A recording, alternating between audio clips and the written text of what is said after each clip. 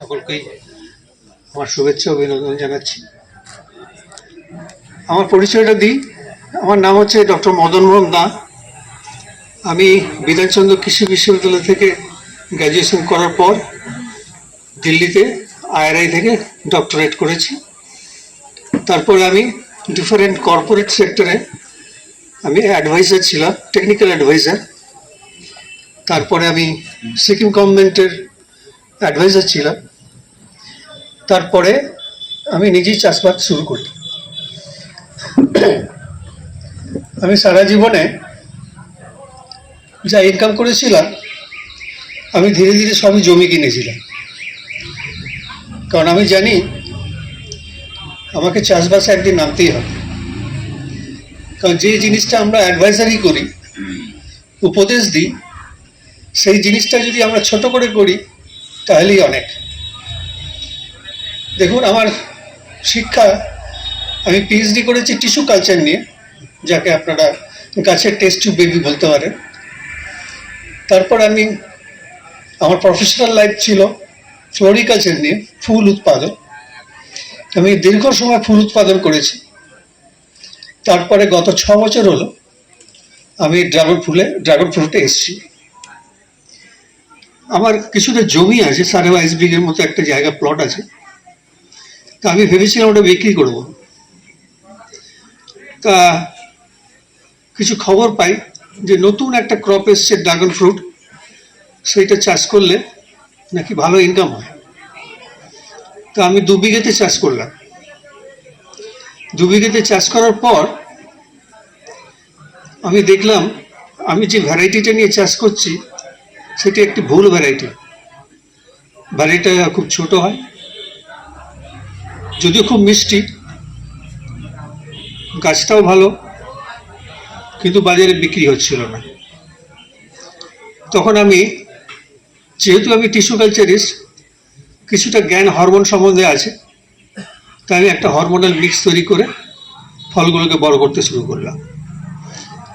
বাজারে সেই ফল বিক্রি হতে শুরু হলো। তো এইভাবে যখন আমি দেখলাম যে প্রচুর লাভ, আজ পর্যন্ত আমি যত এগ্রিকালচারে প্রজেক্ট করেছি, যেমন ফুলের চাষ ছিল, ফুলের চাষে তো অস্বাভাবিক লাভ শুনলে হয়তো বোঝাই যাবে না যে এত পার স্কোয়ার মিটারে ওখানে ইনকাম হয়। এখনো আমার আছে একটা সেকশন যেটা চন্দ্রমল্লিকার কাটিং তৈরি হয়,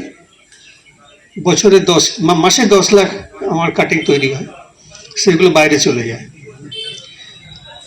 আর ধীরে ধীরে সেই ড্রাগনের প্রজেক্ট নতুন ভ্যারাইটি নিয়ে একটা রূপ নিয়েছে 13 বিঘের। এই বছর আমি 40 লাখ টাকা অলরেডি ইনকাম করেছি। গড়ে 120 টাকা পার কেজি আমি হিসাব করলে দেখতে পাচ্ছি পাওয়া যায়। আর একটা গাছ থেকে 4 কেজি মিনিমাম আপনি ফল আশা করতে পারেন 3 বছর পর থেকে। কারণ প্রথম বছরে অল্প ফল হয়, সেটা বাজারজাত করাই যায় না। দ্বিতীয় বছরে যা ফল হয় সেটা সেমি কমার্শিয়াল, প্রথম বছর যদি 1-2টো ফল হয়, দ্বিতীয় বছরে আপনার পার গাছে হয়তো 2 কেজি করে ফল হবে, তৃতীয় বছরে হয়তো আপনার 4 কেজি করে হবে, এবার পঞ্চম বছরে 5 কেজি ম্যাক্সিমাম আপনি ধরে রাখতে পারেন 5 কেজি ফল হবে এক একটা গাছ থেকে। তো আমি ডিটেলসে অত যাচ্ছি না যে কোথায় কোন দেশ থেকে এটা এসছে, কি থেকে এসছে। তবে এটুকু জানি, আমাদের ড্রাগন ফল আমরা যখন চাষ করি তখন লোকে জানতোই না এটা কি ফল। ড্রাগন ফল দেখলে তারা কিউরিওসিটি দেখলো বাজারে গিয়ে, কিন্তু কেউ জানতো না এটা খেলে কি হয়, এটা আসল নামটা কি। যেমন আমি যখন প্রথম বিক্রি করতে গেলাম, যে ফলের দোকানদার, সে বললো, দাদা এসব রাখবেন না, বিক্রি হয় না। আমি বললাম, ভাই তুমি 2 কেজি রাখো, আর একটা ফেস্টুন দিয়ে যাচ্ছি, সে ফেস্টুনটা লাগিয়ে রাখো, যদি বিক্রি না আমি ফেরত নিয়ে যাব। তখন ছিল বাজারের এই কন্ডিশন, আজ থেকে 6 বছর আগে। সেই দোকানদার আজকে ফেস্টুনটি লাগানো আছে এখনো, তাতে এমন কোনো রোগ নেই যে নিরাময় হয় না এই ড্রাগন ফলকে। সব কিছু লেখা আছে। তাতে লেখা আছে আবার, বিশ্বাস না হলে গুগল ঘেটে দেখে নিন। এবার সবাই ওখানে দাঁড়িয়ে দাঁড়িয়ে ওরা ঘেটে দেখতো যে সত্যি ড্রাগন ফল কি এবং ড্রাগন ফল খেলে কি কি উপকার পাওয়া যায়। সেই দোকান এখন ডেলি 50 কেজি করে বিক্রি করছে।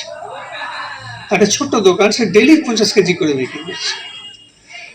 তা এই অভিজ্ঞতাকে আমি রোগ বালাই পোকা মাকড় ওগুলো সব পরে আসছি। আমি এটা বোঝাতে চাইছি কেন এই ব্যবসাটা লুক্রেটিভ, আমি কেন এটাকে সিলেক্ট করলাম। আর আপনারা যদি কারো জমি থাকে আপনাদেরও আমি বলবো এটাকে সিলেক্ট করুন। এবং ওর ভেতরে টেকনোলজি যেটা আছে সেটা আমি পরে আলোচনা আনছি। এবার দেখলাম এত ছোট চাষ, যত ছোট চাষ করবেন তত বাজার মানে মার্কেটিং করা অসুবিধে। আপনার যদি ডেলি প্রোডাকশন 50 কেজি হয়, ওইটা আপনাকে নিজেকেই নিয়ে যেতে হবে, মাথায় ঝুড়ি করে বয়ে নিয়ে যেতে হবে, হাতে করে ব্যাগে করে আপনাকেই বিক্রি করতে হবে। কিন্তু ডেলি যদি আপনার 500 কেজি করে প্রোডাকশন হয়, তাহলে একটা গাড়ি আসবে, একটা ট্রেডার আসবে, হোলসেলার আসবে, সে আপনার ফলটাকে কিনে নিয়ে চলে যাবে। আপনি থলি করে নিয়ে গিয়ে হয়তো বাজারে 160 টাকা দাম পেতেন, কিন্তু ও আপনার ফলটা 130 টাকায় তুলে নিয়ে চলে যাবে। আগে যে ফলটার কোনো দাম ছিল না, আমার কাছে ফল কিনতে আসে ধরুন এই ইয়ে থেকে, ধুবুলিয়া থেকে, এত দূর যে সে যায় ভোরবেলায়, সে কিনে নিয়ে চলে আসছে এবং সেই দিনই তার মার্কেটিং হয়ে যাচ্ছে। এখন বিক্রি করার কোনো মানে অসুবিধে নেই, দামটা ফ্লাকচুয়েট করে। এই যতদিন আম থাকবে এই ড্রাগন ফলের দাম কম থাকবে। তার দুটো কারণ আছে। যারা ফল বিক্রেতা তাদের ঝুড়ি খালি থাকে না, সব আমে ভর্তি, তাদের রাখার জায়গা নেই। যখনই আমটা শেষ হয়ে যাবে তখনই আবার ড্রাগনের দাম বেড়ে যাবে। মানে কি, যখন ড্রাগন থাকে, আম থাকে, তখন 80 টাকা কেজিও বিক্রি করতে হয়েছে। তো যে আমার এক ক্রেতা সামনে বসে আছে, অমল কয়াল, উনিও চাষি, আমার থেকে পুরনো চাষি, কিন্তু যেহেতু ওনার ফার্ম অনেক দূরে এবং অনেক আদা ব্যবসা আছে, তো ওটাকে ভালো করে দেখেন না, আর যারা ম্যানেজমেন্ট আছে তারা ভালো করে বোঝেও না। যাই হোক, এই হলো ড্রাগনের ইতিবৃত্তি, কেন আমি ড্রাগন করছি এবং ড্রাগন আরো বাড়াচ্ছি আমি। এর মধ্যে কিছু ব্যাপার আছে যেটা হচ্ছে ভ্যারাইটি, সেই ভ্যারাইটির ব্যাপারটা আপনাকে বলি। দেখুন, আমি যখন শুরু করেছিলাম তখন বাজারে ভ্যারাইটি বলতে ওই একটাই বোঝা যেত, ওই লাল ভ্যারাইটিটা, দেশি টাইপটা, যেটা কয়েল সাহেবও গ্রো করছে। ওই দেশি টাইপটা ভরে গেছে। আমিও কিনেছিলাম, দিয়ে সব ছোট হয় কিন্তু খুব মিষ্টি, ওর তুলনায় কোয়ালিটি অনুযায়ী অন্য কোনো ভ্যারাইটির কাছে টিকবে না। কিন্তু যেহেতু ফলটা ছোট হয়, আর ভিয়েতনাম ওখান থেকে ফল আসে 350 থেকে 400 গ্রাম করে ফল আসে, আমাদের 90% ফল ইম্পোর্ট হয়। আমরা যতটুকু প্রোডাকশন করতে পেরেছি তাতে আমাদের উদরপূর্তি হয় না। এই যে গ্যাপটা রয়েছে, যে আমাদের ইম্পোর্ট করতে হচ্ছে, অথচ আমাদের এখানে এত পপুলারিটি নেই চাষবাসে। এই চাষটার আর একটা কারণ আছে, এটা হচ্ছে ক্যাপিটাল ইন্টেন্সিভ, মানে যে কেউ ছোট চাষি হাট করে করতে পারবে না, কারণ পার বিঘেতে 1.5 লাখ থেকে 2.5 লাখ টাকা খরচা আছে। কারণ পিলার করা, তাহলে যদি টেলি সিস্টেম আছে, টেলি সিস্টেম পাইপ করা, এসবেতে অনেক খরচা আছে, সেই জন্য ছোট চাষি আসতে পারে না। এবার সরকার থেকে এসে কিছু কিছু পঞ্চায়েত থেকে হেল্প করা হচ্ছে, কিন্তু সেই ভ্যারাইটিটা দিচ্ছে, কিন্তু সেই ছোট ভ্যারাইটিটাই। কারণ যারা সাপ্লায়ার আছে তারা ওরা 5-10 টাকা দিয়ে ওই গাছগুলো কিনে নিয়ে যাচ্ছে নার্সারি থেকে, আর গভর্নমেন্টকে বিক্রি করছে হাই দামে। আর সেই গভর্নমেন্ট এই বাজে ভ্যারাইটিটাই ছোট ছোট চাষিদের দিয়ে যাচ্ছে, যারা ওই 10 কাটা 5 কাটা এরকম চাষ করেছে সরকারি সহায়তায়, তারা কিন্তু গ্রো করছে, কিন্তু নামে ওই ড্রাগন ফ্রুট, কিন্তু ভ্যারাইটিটা হচ্ছে নিকৃষ্ট ভ্যারাইটি। যাই হোক, আমার কাছে এখন 14টা ভ্যারাইটি আছে। কয়েকটা ভ্যারাইটিকে আমাকে তুলে দিতে বাধ্য হয়েছে, যেমন পিঙ্ক রোজ তো চলে না, প্রচণ্ড রোগ হয় ফলেতে, এবং এরকম আরও কিছু ভ্যারাইটি আছে, সেগুলোকে আমি বাদ দিয়েছি। এবং আমি ভ্যারাইটি নিয়ে আসি কিন্তু আমি গ্রাফটিং করি, বড় গাছের ওপরে গ্রাফটিং করে দিই, তার পরের বছর থেকে আমি ফল পাই। এবার আসি আমি কি করে আপনি চাষটা শুরু করবেন। দেখুন, দুটো পদ্ধতি আছে। একটা হচ্ছে পিলার পদ্ধতি, পিলার উপরে টায়ার দিয়ে, এখন টায়ার না দিয়েও ভিয়েতনামে যেরকম বেঁকিয়ে বেঁকিয়ে গাছটাকে ক্যানোপি তৈরি করা হয় সেভাবে করছে। আর একটা হচ্ছে ট্রেলিস সিস্টেম। ট্রেলিস সিস্টেমে করলে বিঘেতে আপনি প্রায় 2 থেকে 2,500 গাছ লাগাতে পারবেন। আর যদি পিলার সিস্টেমে করেন আপনি মাত্র 800টা গাছ লাগাতে পারেন। এবার হচ্ছে প্রোডাকশন আপনার ট্রেলিস সিস্টেমে বেশি, আর প্রোডাকশন কম আপনার পিলার সিস্টেমে। কিন্তু পিলার সিস্টেমে একটা অ্যাডভান্টেজ আছে যেটা অনেকেই হয়তো ফলো করেনি। যেহেতু আমি ট্রেলিস সিস্টেমে করেছি, একটা জিনিস আমাকে সাফার করতে হয়। কোনো ট্রেলিস, ধরুন ট্রেলিস মানে হচ্ছে ধরুন এখান থেকে 100 ফুটের একটা বেড, তার উপরে পিলার দেওয়া আছে 10 ফুট অন্তর অন্তর, তার উপরে পাইপ দেওয়া আছে, গাছগুলোকে পাইপের উপরে রাখা আছে, এবং প্রত্যেক 14 ইঞ্চিতে 2টো করে গাছ বসানো আছে। মানে একদম পুরো ঝাঁকালো হয়ে আছে। এবার সেইটাতে একটা কোনো জায়গায় রোগ লাগলেই ওই পুরো বেডটাতে রোগ লেগে যাচ্ছে। কিন্তু আপনি যদি পিলার সিস্টেমে যান, সেখানে রোগ লাগলেও একটা পিলারই লাগবে, দ্বিতীয় পিলারই লাগবে না। এবার পিলার সিস্টেমটা এবার করা যেতে পারে, আর একটু ঘন পিলারগুলো লাগানো যেতে পারে 6 ফুট বাই 8 ফুট, যেটা আগে 10 ফুট বাই 10 ফুট করতো, এখন সেটা 6.5 ফুট বাই 8 ফুটে পিলার সিস্টেমে করলে সব থেকে ভালো হয়। ভিয়েতনামে তো আমি কোনো ছবি দেখিনি আজ পর্যন্ত, অনেকেই ভিয়েতনাম গেছেন, তারা ট্রেলিস সিস্টেমে করছে, সকলেই কিন্তু পিলার সিস্টেম। চায়নাতে ট্রেলিস সিস্টেম। এবার এই সিস্টেমে আপনাকে দেখে নিতে হবে আপনার কতটা মানে ক্ষমতা আছে, কারণ পাইপের দামও বেশি, লোহার দাম বেশি।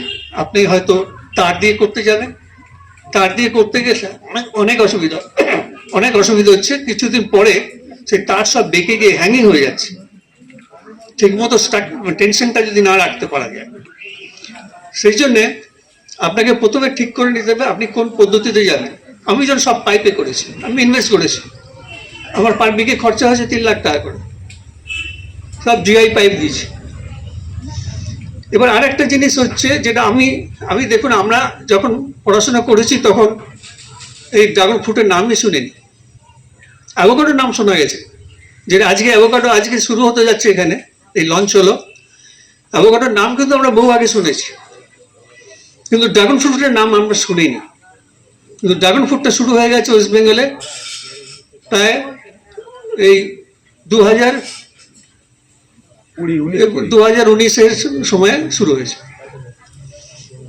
এবার তখন প্ল্যান্টিং টেকনিকটা ঠিক মতো আসেনি, কারণ অভিজ্ঞতা নেই। কি করলে কত উঁচুটা করলে আপনার সুবিধা হবে সেসব কোনো কিছু ছিল না। এই 5 ফুটের একটা পিলার লাগিয়ে দিল, তার উপরে একটা টায়ার লাগিয়ে দিল, টায়ারটা আরো একটু উঁচু হয়ে গেল, দিয়ে তারপরে গাছগুলো তুলে ওপর থেকে দিল। এখন সেই হাইটটা চলে এসে 3.5 ফুটে। যত ছোট করবেন 3.5 ফুট এর হাইট, আর আপনার সকালে আমরা ভাবি কি গাছটা যে ঝুলে গিয়ে মাটিতে ঠেকবে, অ্যাকচুয়ালি মাটিতে ঠেকার কোনো ব্যাপার নেই, কারণ গাছে সব প্রুনিং করে দিতে হয়। যত মাটির থেকে 6 ইঞ্চির উপরে প্রুনিং করে দেবেন, তত ফলন বেশি হয়। ফেব্রুয়ারি মাসে সব প্রুন করে দিতে হয়। এবার হচ্ছে আমি যে আমার বাগানে গেলে দেখা যাবে আমার 5 ফুটের হাইটেরও বেড আছে, 4.5 ফুটেরও বেডেরও মানে আছে, হাইটের বেড আছে, আবার 3.5 ফুটের আছে। 5 ফুটের ওপরে যখন মাঝখানে ফল হয় ওগুলো পাড়াই যায় না, ওগুলো পাখিতে খেয়েই যায়। এবার 3.5 ফুটের ওপরে হলে কি দেখুন, আপনার যখন ফল থাকবে আপনাকে প্রুন করে দিতে হয়, কোনো মানে কচি ডাল বেরোতে দেবেন না। দুটো ফাইট হয়, এনার্জিটা কে খাবে, ফলে খাবে না কচি ডালে খাবে। আপনি যদি কচি ডালগুলোকে কেটে দেন যখন ফ্রুটিং টাইমে, তাহলে ফ্রুটিংটা ভালো হবে, ফ্রুটের সাইজ বড় হবে। আর একটা ভুল আমরা করি, বেশ ছবি তোলার জন্য বেশ একটা গাছেতে দেখলাম একটা ডালেতেই একবারে অনেকগুলো 6টা-7টা কুড়ি এসছে, ছবি তুলে ফেসবুকে পোস্ট করে দিলাম কি ইউটিউবে পোস্ট করে দিলাম।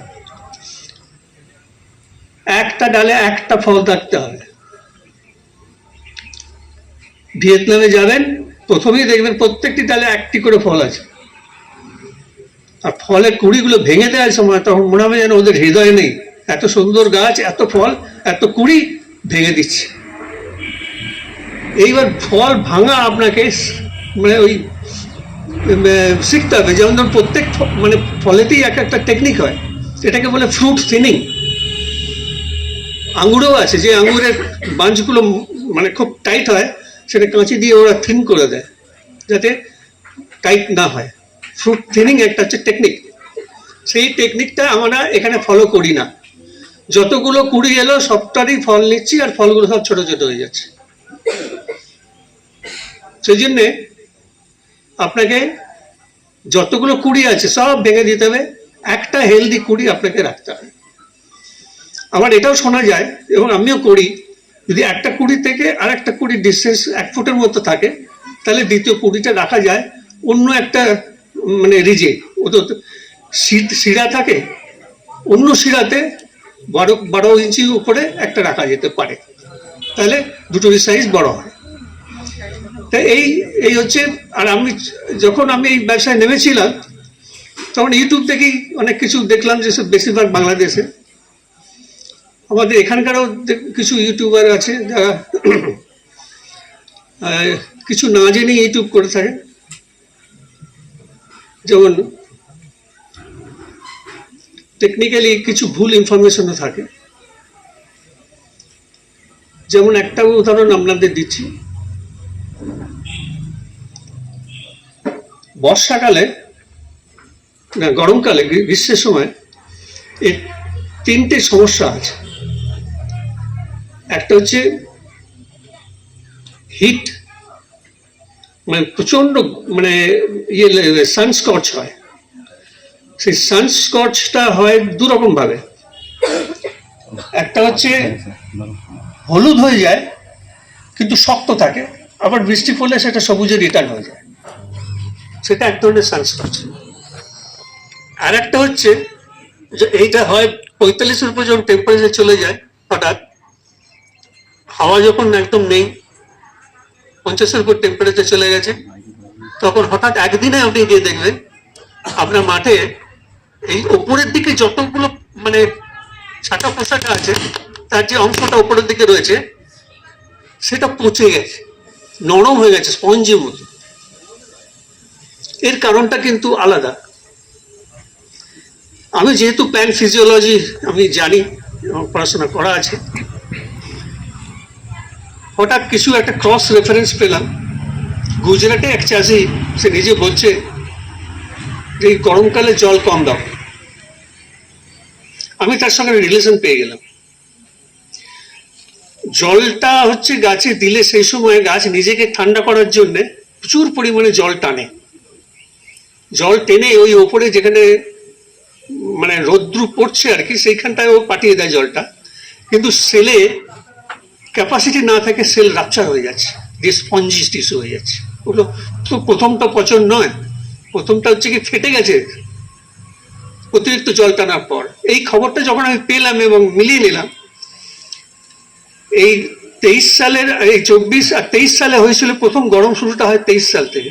23 এই 24 2 বছর আমরা প্রচন্ড গরম অনুভব করছি। 23 সালে যখন আমি দেখলাম আমার মাঠে ক্ষতি হয়েছে, সেই জায়গায় ক্ষতি কম হয়েছে যেখানে জল কম দেওয়া আছে। যে অনেককে ফোন করলাম, ভাই তোমার কি অবস্থা? সেও বলছে যেখানটায় জল কম দেওয়া আছে সেখানে আমার গাছ ভালো আছে, আর বাকি জায়গায় পচে গেছে। এবার ধরুন টেকনিক কোত্থেকে আবিষ্কার হয়? এইভাবেই তো হয়। একটা জিনিসকে আপনি ভালো মতো করে বিশ্লেষণ করছেন, সেখান থেকেই টেকনিকটা বেরিয়ে আসবে।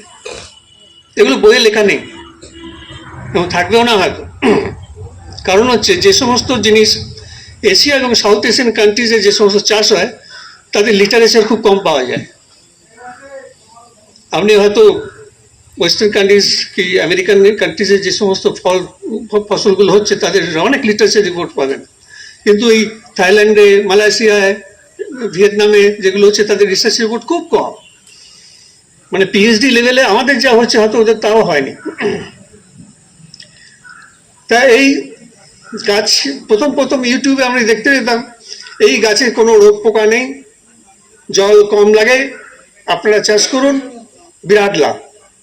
এটা ছিল সব কনক্লুশন অল ইউটিউবার।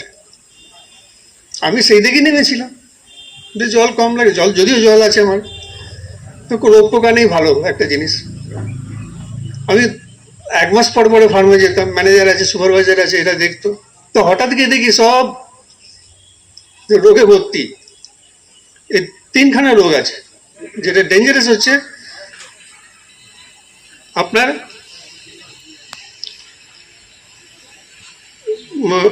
পাতাগুলো আর ফলগুলো ছাল ওটার মতো হয়ে যায়, আর পাতাগুলো হলুদ হলুদ হয়ে তারপরে কালচে হয়ে যায়। আর একটা আছে যেটা হচ্ছে মরচে পড়া, ইয়েলো রাস্ট হয়। আর একটা হচ্ছে ব্যাকটেরিয়াল ডিজিজ, যেটা হচ্ছে কলার রট, উপরেও হয়, যে কোনো ডালেও হয়। এর আবার কি হচ্ছে, এই যে রোগটা ঢোকে থেমে থাকে না, যত গাছ আছে সকলকে ইনফেক্ট করার চেষ্টা করে, মানে এত ইনফেকশাস। তাই এই রোগগুলোকে মারার জন্য আমি দেখেছি ফাঙ্গাসের মধ্যে যেটা হচ্ছে টেবুকোনাজোল হচ্ছে বেস্ট, যেটাকে আমরা নেটিভো বলে বাজারে পাই, যদিও কস্টলি, 7,000 টাকা পার কেজি, কিন্তু প্রচুর কাজ দেয়। আমার অনেকের ফার্ম এবছর ফল বিক্রি করতে পারেনি, এই ফলে যে ফাঙ্গাস রোগটা হয়ে দাগ হয়ে যাচ্ছে। আমি ওইটা বাগানে দেখতে পেলে ওই ফলটি আগে তুলে বাইরে ফেলে দিই এবং এই ফলটা নেটিভো স্প্রে করে দিই। অনেক বাগান আছে নষ্ট হয়ে গেছে। আর হচ্ছে আমি এই সানস্কচ থেকে বাঁচানোর জন্য একটা নতুন রিসার্চ করে বের করেছি, যেটা হচ্ছে বায়োপিলার। আমি জানি না এখানে প্রজেক্টটা ছিল, প্রজেক্ট আমি জানলে আমার ছবিগুলো নিয়ে আসতাম।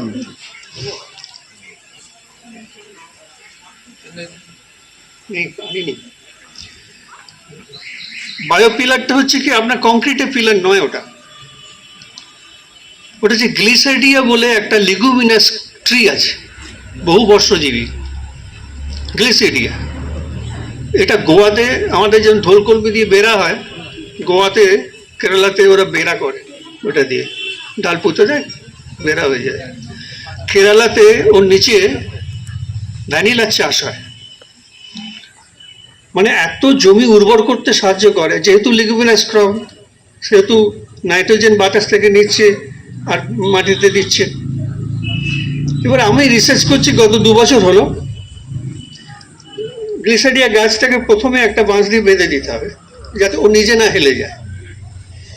তারপর ওটাকে 3.5 ফুটের ওপরে ছেড়ে দিচ্ছি, দিয়ে 2-3টে এরকম শাখা পোশাখা হচ্ছে, সেগুলোকে আবার ছেড়ে দিচ্ছি। এবার তার নিচে গাছ লাগিয়ে দিয়েছি, গাছগুলো উঠছে, আর ওই যেটা ওয়াইয়ের মতো ফাঁক করা আছে যেগুলোতে, সেগুলো দিয়ে ঝুলিয়ে দেওয়া হচ্ছে, আর ওখান থেকে কচি কচি ডাল বেরোচ্ছে। গ্রীষ্মকালে ওই গাছগুলোতে কোনো সানস্কচ হয় না, ন্যাচারাল শেপ। যখন প্রচন্ড ঘন হয়ে যাচ্ছে, ওই একটা করে ডাল কেটে দেওয়া হচ্ছে, আর ওইখানেই গাছের তলায় ফেলে দেওয়া হচ্ছে, ও পচে গিয়ে সার হচ্ছে। তো এই টেকনিকটা সফল হয়ে গেছে, এবং প্রচুর আমার কাছে এনকোয়ারি আছে বীজ আছে কিনা। আমি বলি যে বীজ আমি বিক্রি করি না, অনলাইনে পাওয়া যাবে। আর যে কোনো ফার্মই হোক, চারিপাশে এই গ্লিসাইডিয়া গাছ লাগিয়ে রাখা উচিত। আর একটা গুণ আছে, এই ইঁদুর তাড়ায়। এই গাছ যেখানে হয় সেখানে কোনো ইঁদুর থাকবে না, 1 নম্বর। 2 নম্বর, যত ডাল হচ্ছে আপনি কেটে কেটে কেটে কেটে গাছে করে ফেলুন। আপনার জমিটার রং যদি আজকে স্যান্ড কালার হয়, কিছুদিন পরে দেখবেন ছাই ছাই কালার হয়ে গেছে, কালো কালার হয়ে গেছে। এত হিউমাস অ্যাড হবে এবং নিউট্রিশন অ্যাড হবে। তা আমার জীবনে যতগুলো এই সঙ্গে ড্রাগনের থেকে চাষ করে আমি যেটা বুঝতে পেরেছি, এর থেকে লাভজনক বিজনেস আর ফলের মধ্যে এবং এগ্রিকালচারের মধ্যে আর নেই, এক্সেপ্ট ফ্লোরিকালচার। ফ্লোরিকালচার ব্যাপারটা স্কোয়ার মিটারে হয়, কারণ এক স্কোয়ার মিটারে আমি 90টা চন্দ্রমল্লিকা ফুল লাগাতাম, আর একটা ফুলের দাম আপনি যদি 10 টাকা হয়, 900 টাকা পার স্কোয়ার মিটার ইনকাম করা যায় 3 মাসে। বাকি 9 মাসে আপনি অন্য কিছু দিতে পারেন। তা এই আমি চাইব, ধরুন এই যে অ্যাভোকাডো, এটা আপনি লাগালেন, 1 একর লাগালেন, আপনাকে 1 একরেই সীমিত থাকতে হবে, এর থেকে গাছ বাড়াতে পারছেন না। আপনি যদি ড্রাগন গাছে 1 বিঘে আপনি লাগান, তার থেকে আপনি 100 বিঘে করতে পারবেন, গাছে গ্রাল কেটে কেটে প্রপাগেট করে। এবং প্রথম যে প্রজেক্টগুলো আমাদের বাংলা কেন পুরো ইন্ডিয়াতেই এসেছিল, তারা গাছ বিক্রি করেই প্রজেক্টের দাম তুলে নিয়েছে। আর একটা কথা মনে রাখবেন, জানি না আমাদের এই পশ্চিমবঙ্গ সরকার কতটা কি করছে চাষিদের জন্য। হরিয়ানাতে চাষিরা যদি ভিয়েতনাম ঘুরতে যায়, তার খরচা দিচ্ছে। এখন আমাদের ইন্ডিয়াতে মাত্র 4000 হেক্টরের মতো চাষ হয়েছে। সেন্ট্রাল গভর্নমেন্ট এটাকে নাম দিয়েছে কমলম, এবং 2028 সালের মধ্যে 50,000 হেক্টরে চাষ করতে হবে, এটা হচ্ছে টার্গেট। আগে আমি যখন চাষ করতাম, শুরু করেছিলাম, তখন বাজারে এর দাম বিক্রি হতো 400 থেকে 450 টাকা 1 কেজি, আর আমরা বিক্রি করতাম 250 টাকা, 200 থেকে 250 টাকা। সেই দামটা আসছে কমেছে। এবার যদি 100 টাকা কেন 50 টাকা হলেও বিরাট লাভ। আর আপনি 6 মাস ধরে ফলটা পাচ্ছেন, লং টাইম। এবার সারা বছরও ফল করা যায়। সেটা হচ্ছে এর বিহেভিয়ারটা, যেটা হচ্ছে লং ডে ক্রপ বলা হয়। যখন দিনটা বড় থাকে তখন এর ফ্রুটিং হয়, জাস্ট চন্দ্রমল্লিকার উল্টো। চন্দ্রমল্লিকা ছোট হলে ফুল আসবে, আর এই ছোট হলে ডাল বেরোবে। এই এখন ডাল বেরোতে শুরু করেছে। এবার গাছকে বোকা বানানোর জন্য আমরা যেমন চন্দ্রমল্লিকাতে লাইট দিই, আবার ব্ল্যাক আউট করে দিই নিজে যখন যেরকম করতে হয়, তেমনি এতেও লাইট দিয়ে আপনি সারা বছর ফল আনতে পারবেন। তবে আমার সাজেশন, 3 বছরের আগে করতে যাবেন না, কারণ ততটা বুশ হবে না। আর করলেও 50% করবেন, 50% করবেন না। কারণ একটা গাছ আপনাকে ভেজিটেটিভ গ্রোথ না দিয়ে আপনাকে রিপ্রোডাক্টিভ গ্রোথ দিল, তাহলে ও মেন সিজনে গিয়ে কিন্তু অতটা ফল দেবে না, অসম্ভব। আর ফলের সাইজ দেখুন, আমি বলি, ফলের সাইজ ডিপেন্ড করছে মানে গাছে কতটা এনার্জি আছে। আমি আমার যে ওই ফর্মুলাটা বের করেছি, ওর নাম দিয়েছিলাম ডক্টর ডনস ড্রাগন টনিক, যেটা নিয়ে বহুত হইচই হয়েছে। বাংলাদেশ ছিল আমার বিরাট বড় কাস্টমার। আমি 40 লাখ টাকা ড্রাগন বিক্রি করলে কি হবে, 90 লাখ টাকার হয়তো টনিক বিক্রি করেছি। তা ওইটা স্প্রে করলাম, আশা করবো না যে ওইটা বড় হয়ে যাবে ফলটা। ভিটামিন খেলাম, ভাত মুড়ি খেলাম না, মাছ খেলাম না, মাংস খেলাম না, ডিম খেলাম না, আমি মোটা হয়ে যাবো ভিটামিনের জন্য, হয় না। আপনার গাছে এনার্জি থাকতে হবে। আর এই যে হারে ফিডার, হেভি ফিডার, এর পাশে এই এত খাবার খায়, মানে অভাবনীয়। যতগুলো অর্গানিক প্রজেক্ট আছে সব কটা ফেল হবে, কারণ এই যে রোগগুলো আছে, এই রোগগুলোকে ঠিক করার মতো অর্গানিক ফাঙ্গিসাইড নেই। আপনাকে মানে ইনঅর্গানিকে যেতেই হবে। আর অর্গানিকে আপনি দিচ্ছেন কি, FIM দিচ্ছেন 0.5% আপনার NPK। সেখানে আপনার রিকোয়ারমেন্ট হচ্ছে বিরাট হাই গাছের, নাহলে ফল হবে না। আমি এই ড্রাগন চাষ করার আগে 2 বছর ড্রাগন নিয়ে গিয়ে ছাদের প্যারাপিটে লাগিয়েছিলাম, ঝুলিয়েছিলাম বাঁদর আটকানোর জন্য। কারণ কাঁটা আছে, বাঁদর হনুমান আসবে না। এবার ওইখান থেকেই আমি চাষ, মানে ফার্মে গিয়ে আমি 2 বিঘে চাষ করি উনি কাটিং তৈরি করে। এখন আমার কাছে 14টা ভ্যারাইটি আছে। তার মধ্যে এই যে দেশি ভ্যারাইটিটা আস্তে আস্তে তুলে দিচ্ছি। এবার নতুন নতুন আরো অনেক ভ্যারাইটি আমি নিয়ে এসেছি যেগুলো খুবই ভালো। এবার সেখানে ওই ছাদের প্যারাপেটে আর সার দেওয়া হয় না, প্রথম দেওয়া হতো। এই বছর একটাও ফুল আসেনি, একটাও ফল আসেনি। আর মাঠ ভর্তি, যেখানে সার জল দেওয়া হচ্ছে ফুলে ফলে ভর্তি। মানে কনক্লুশন করতে চাইছি যে অর্গানিকের থেকে ইনঅর্গানিক কাল্টিভেশন ড্রাগনে মাস্ট এটা হতে হবে, নাহলে কমার্শিয়ালি ভাইবেল আপনি পাবেন না। কারণ হচ্ছে আপনি অর্গানিক উৎপাদন করে তো আপনাকে অর্গানিক জিনিসের দাম দেবে না, কেউ ড্রাগনে দেবে না। আপনি ইউরোপিয়ান কান্ট্রিতে যাবেন, সেখানে লেখা থাকে অর্গানিক জিঞ্জার, অর্গানিক অমুক তমুক, আলাদা দাম ফেলা থাকে, নর্মাল আলাদা দাম ফেলা থাকে। আমাদের বাজারে গিয়ে ড্রাগনই বলছে, তো ড্রাগন অর্গানিক ড্রাগন বলবেন, আপনি স্পেশাল দাম আপনাকে কেউ দেবেন, কারণ বিশ্বাসই করবে না যেটা অর্গানিক। তো এই হচ্ছে আমার ফার্মই হচ্ছে আমার পাঠশালা। আমাদের সাবজেক্ট তো ছিল না, সিলেবাসে এটা ছিল না। তা এখন অর্গানিক ড্রাগন নিয়ে আমি লেগে আছি এবং ভবিষ্যতে আরো বাড়াবো।